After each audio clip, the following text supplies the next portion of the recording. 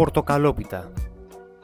Για το σιρόπι θέλουμε νερό, ζάχαρη, παίρνουμε το ξύσμα από ένα πορτοκάλι και το βάζουμε και αυτό μες στην κατσαρόλα. Βράζουμε για περίπου 5 λεπτά, αποσύρουμε από τη φωτιά, βάζουμε το βούτυρο, ανακατεύουμε να λιώσει και το αφήνουμε στην άκρη να κρυώσει. Για το μείγμα, σε ένα μπολ ρίχνουμε αυγά, τη ζάχαρη και ανακατεύουμε πολύ καλά μέχρι να φρατέψουν. Μπορείτε να χρησιμοποιήσετε μίξερ για πιο γρήγορα. Στη συνέχεια προσθέτουμε το γιαούρτι, ηλιέλαιο, βανιλίνη και χυμό πορτοκαλιού.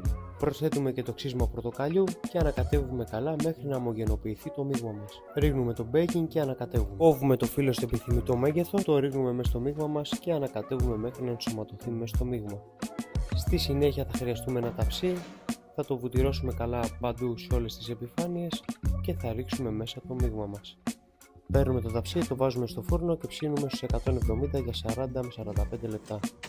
Αφού η πορτοκαλόπιτα είναι έτοιμη, την αποσύρουμε από το φούρνο και την κόβουμε στα επιθυμητά κομμάτια που εμείς θέλουμε. Και αφού την κόψουμε, ρίχνουμε το κρύο σιρόπι στη ζεστή πορτοκαλόπιτα. Αφήνουμε να απορροφήσει το σιρόπι για 2-3 ώρες πριν τη σερβίρουμε. Σερβίρουμε, δοκιμάζουμε και έτσι έμαθες πώς να κάνεις την πιο εύκολη και νόστιμη